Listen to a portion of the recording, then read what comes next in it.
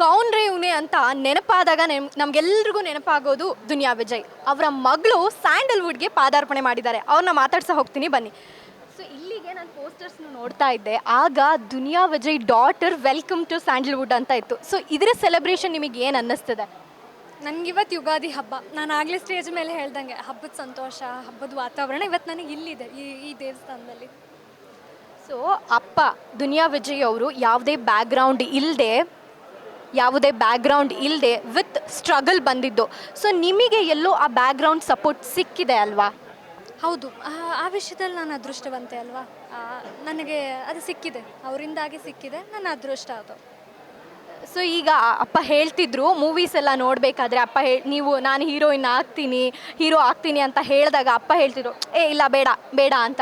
But ಈಗ ಅಪ್ಪ ನಿಮಗೆ ಬ್ಯಾಕ್ ಬೋನ್ ಆಗಿ ಸ್ಟ್ರೆಂತ್ ಆಗಿ ನಿಂತಿದ್ದಾರೆ. ಸೊ ಹೇಗೆ ಅನ್ನಿಸ್ತಿದೆ? ಬೇಡ ಅಂದವರು ಈಗ ಮಾಡು ಮಗಳೇ ನಾನು ಸ್ಟ್ರೆಂತ್ ಆಗಿ ನಿಂತಿದ್ದೀನಿ ಅನ್ನಿಸ್ತಿದ್ದೆ ಅಂತ ಹೇಳ್ತಿದ್ದಾರಲ್ವಾ? ಸೊ ಅದ್ರ ಬಗ್ಗೆ ಏನು ಅನ್ನಿಸ್ತಿದೆ ನಿಮಗೆ? ತುಂಬ ಸಂತೋಷ. ನಮ್ಮ ಕನಸುಗಳು ಆಸೆಗಳು ಅದ್ರ ಜೊತೆಯಾಗಿ ನಿಲ್ತೀನಿ ಅಂತ ಹೇಳೋದೇ ತುಂಬ ಸಂತೋಷ. ಅಪ್ಪ ಅಮ್ಮ ಎಲ್ಲರೂ ತುಂಬ ಸಪೋರ್ಟ್ ಇದೆ ಮನೆಯಲ್ಲಿ. ಅಪ್ಪ ಅಮ್ಮನ ಸಪೋರ್ಟು ಅದು ಇನ್ನೇನು ಬೇಕು ನಿಮಗೆ ಅಲ್ವಾ? ನಮಗೆ ಮಕ್ಕಳಾಗಿ ತುಂಬ ಅದು ದೊಡ್ಡ ವಿಷಯ. ಸೊ ಅಪ್ಪನ ಸಿನಿಮಾಗಳ ನೋಡಿದ ಕಾರಣಕ್ಕೆ ನಾನು ಸೆಲೆಬ್ರಿಟಿ ಆಗಬೇಕು ಅಂತ ಅನ್ನಿಸ್ತಾ, ಅಥವಾ ಇಲ್ಲ ನಾನು ಸೆಲೆಬ್ರಿಟಿ ನನ್ನ ಕನಸು ಮೂವಿ ಮಾಡಬೇಕು ಅಂತ ಬಂದಿದ್ದ?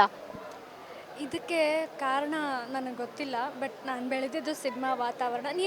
ಎಲ್ಲ ಸಿನಿಮಾದವ್ರ ಮಕ್ಕಳಾದ್ರೂ ಅವರು ಆದಷ್ಟು ಸಮಯ ಸಿನಿಮಾ ಸೆಟ್ಗಳಲ್ಲಿ ಇಲ್ಲ ಅಪ್ಪ ಅಮ್ಮಂದ್ರ ಜೊತೆ ಕಳೀತಿರ್ತಾರೆ. ಮೋಸ್ಟ್ಲಿ ನಮ್ಮ ಮನೇಲಂತೂ ನಾವು ಸ್ಕೂಲ್ಗೆ ಹೋಗೋದು ಬಿಟ್ಟರೆ ಮತ್ತು ಆದಷ್ಟು ಸಮಯ ಸಿನಿಮಾ ಸೆಟ್ಗಳಲ್ಲಿ ಕಳೀತಾ ಇದ್ವಿ. ಸೊ ಹಾಗಾಗಿ ಅದು ಎಲ್ಲೋ ಒಂದು ಕಡೆ ಇತ್ತು ಅಂತ ಅನಿಸುತ್ತೆ. ಅದು ಒಳಗಡೆನೇ ಇತ್ತು. ಬಟ್ ನಾನೊಂದು ಕ್ಷೇತ್ರ ಆಯ್ಕೆ ಮಾಡ್ಕೊಳ್ಬೇಕು, ಇಲ್ಲಿ ಕೆಲಸ ಮಾಡಬೇಕು ಅಂತ ನಾನು ನಿರ್ಧರಿಸಿದಾಗ ಇಲ್ಲ ಸಿನಿಮಾ ಮಾಡ್ತೀನಿ ಅಂತ ಹೇಳಿ ಇದಕ್ಕೆ ಬಂದು. ಎಲ್ರಿಗೂ ಸಾಮಾನ್ಯವಾಗಿ ಸಿನಿಮಾ ಬಗ್ಗೆ ಗೊತ್ತಿರೋದಕ್ಕೂ ಮುಂಚೆ ನಾವು ಡಾಕ್ಟರ್ ಆಗಬೇಕು, ಟೀಚರ್ ಆಗಬೇಕು, ಇಂಜಿನಿಯರ್ ಆಗಬೇಕು ಅಂತ ಆಸೆ ಇರುತ್ತೆ. ನಿಮಗೆ ಸಣ್ಣ ವಯಸ್ಸಲ್ಲಿ ಏನು ಆಸೆ ಇತ್ತು? ಸಣ್ಣ ವಯಸ್ಸಲ್ಲಿ ಏನೇನೋ ಇತ್ತು, ಬಟ್ ಈಗ ಅದೆಲ್ಲ ಹೇಳಬಾರ್ದು, ಬದಲಾಗ್ತಾ ಹೋಗುತ್ತೆ. ಒಳಗಡೆ ನಟಿ ಆಗ್ಬೇಕು ಅನ್ನೋದಿತ್ತು. ಅಪ್ಪ ಅವಾಗೆಲ್ಲ ಬೇಡ ಅನ್ನೋರಲ್ಲ. ಸೊ ನಾನು ಹಂಗಾಗಿ ಹೇಳ್ಕೊಳ್ತಿರ್ಲಿಲ್ಲ. ಬಟ್ ಅದು ಬಿಡಲಿಲ್ಲ. ಅಂದರೆ ಒಂದು ಸ್ವಲ್ಪ ನಾನು ಸ್ಕೂಲ್ ಮುಗಿಸಿ ಕಾಲೇಜ್ ಹಂತಕ್ಕೆ ಬಂದಾಗ ಅದು ತುಂಬ ಗಟ್ಟಿಯಾಗಿ ಅನ್ಸಕ್ಕೆ ಶುರುವಾಯಿತು. ಇಲ್ಲ ನಾನು ನಟಿನೇ ಆಗಬೇಕು, ಸಿನಿಮಾದಲ್ಲೇ ಬರಬೇಕು ಅಂತ. ಹಾಗೆ ಈಗ ಈ ಆಫರ್ ನಿಮಗೆ ಡೈರೆಕ್ಟಾಗಿ ತಲುಪ್ತಾ, ಇಲ್ಲ ಅಪ್ಪನ ಕಡೆಯಿಂದ ನಿಮಗೆ ಡೈರೆಕ್ಟಾಗಿ ಆಫರ್ ತಲುಪ್ತಾ? ಫಾರ್ ಎಕ್ಸಾಂಪಲ್ ನಿಮಗೆ ತಲುಪ್ತು ಅಂದಾಗ ನೀವು ಅಪ್ಪನ ಕನ್ವಿನ್ಸ್ ಮಾಡಿದ್ರಾ, ಅಥವಾ ಆಫರ್ ಬಂದ ತಕ್ಷಣ ಅಪ್ಪ ಖುಷಿಯಾಗಿ ಒಪ್ಕೊಂಡ್ರಾ? ಆ್ಯಕ್ಚುಲಿ ನಮ್ಮ ನಿರ್ದೇಶಕರು ಜಡೇಶ್ ಸರ್ ಅಪ್ಪನ್ನ ಕೇಳಿದಾಗ ಅಪ್ಪ ಬಂದು ನನಗೆ ಹೇಳಿದರು, ನೋಡು ಇಂಥ ಒಂದು ಪಾತ್ರ ಇದೆ, ಆದರೆ ನಾನು ಆ ಟೈಮಲ್ಲೇ ಬರಬೇಕಂತ ನಾನು ಟ್ರೈನಿಂಗ್ ಎಲ್ಲ ನಡೀತಿತ್ತು, ಮತ್ತು ನಾನು ಅಂದರೆ ಆ್ಯಕ್ಟಿಂಗ್ ಬರಬೇಕು ಅಂತ ರೆಡಿ ಆಗ್ತಿದ್ದೆ. ಸೊ ಅವಾಗ ಹೇಳಿದ್ರು, ತುಂಬ ಅದ್ಭುತವಾದಂಥ ಒಂದು ಕತೆ ಪಾತ್ರ ನಿನಗೆ ಮೊದಲನೇ ಸಿನಿಮಾಗೆ ಸಿಕ್ಕಿದೆ, ನೀನು ಈ ಪಾತ್ರನ ಮಾಡು, ನಿನಗೆ ಇಷ್ಟ ಇದೆಯಾ ಅಂತ ಕೇಳಿದ್ರು. ಖಂಡಿತವಾಗ್ಲೂ, ಯಾಕಂದರೆ ಅಂಥ ಅದ್ಭುತವಾದಂಥ ಒಂದು ಪಾತ್ರ ನನಗೆ ಸಿಕ್ಕಿದೆ, ಹಾಗಾಗಿ ನಾನು ಒಪ್ಕೊಂಡೆ. ತುಂಬ ಸಂತೋಷ ಇದೆ.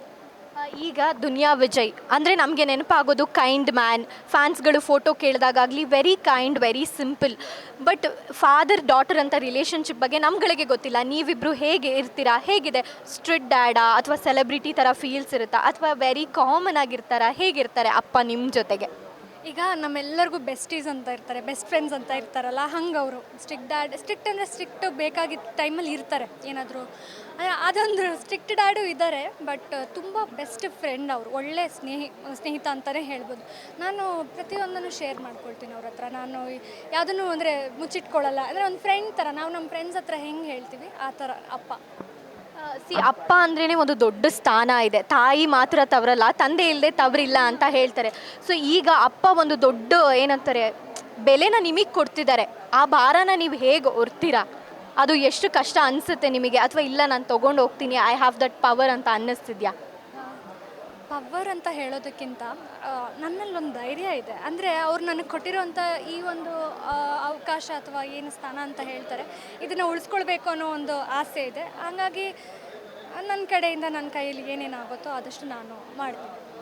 ನಿಮಗೆ ಈಗ ಏನೆಲ್ಲ ಎಕ್ಸ್ಪೆಕ್ಟೇಷನ್ಸ್ ಇದೆ? ಭಯ ಇದೆಯಾ? ಅಪ್ಪನ ಜೊತೆ ನಾನು ಹೇಗೆ ಐ ಟು ಐ ಮೇಂಟೈನ್ ಮಾಡಿ ಹೇಗೆ ಆ್ಯಕ್ಟ್ ಮಾಡ್ತೀನಿ, ಅಥವಾ ಅವ್ರ ರೇಂಜ್ಗೆ ನಾನು ಆ್ಯಕ್ಟ್ ಮಾಡೋಕ್ಕಾಗುತ್ತಾ? ಅಥವಾ ಫ್ಯಾನ್ಸ್ಗಳಿಗೆ ಇರ್ಬೋದು, ದುನಿಯಾ ವಿಜಯ್ ಅಂದ್ರೇ ಒಂದು ಎಕ್ಸ್ಪೆಕ್ಟೇಷನ್ಸ್ ಇರುತ್ತೆ. ಸೊ ನೀವು ಅವ್ರ ಮಗಳು, ನಾನು ಅದನ್ನೆಲ್ಲ ರೀಚ್ ಮಾಡ್ತೀನಾ? ನನಗೆ ಧೈರ್ಯ ಇದೆಯಾ? ಅಥವಾ ಇಲ್ಲ ಐ ಕ್ಯಾನ್ ಡೂ ದಟ್ ಅನ್ನೋ ಕಾನ್ಫಿಡೆನ್ಸ್ ಇದೆಯಾ?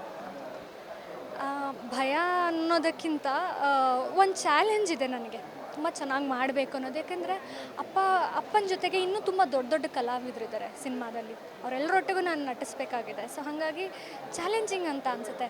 ಅಫ್ಕೋರ್ಸ್ ಈಗ ನಾನು ಮೊದಲನೇ ಸಿನಿಮಾ, ಹಾಗಾಗಿ ಒಂದು ಸ್ವಲ್ಪ ಎಲ್ಲೋ ಒಂದು ಕಡೆ ನಾನು ಹೇಗೆ ಮಾಡ್ತೀನಿ ಅನ್ನೋದಿರುತ್ತೆ. ಬಟ್ ಅಪ್ಪ ಜೊತೆಲೇ ಇರ್ತಾರೆ, ಆಮೇಲೆ ಜಡೇಶ್ ಸರ್ ಇರ್ತಾರೆ ನಿರ್ಮ, ಹಾಗಾಗಿ ನನಗೆ ತುಂಬ ಧೈರ್ಯ.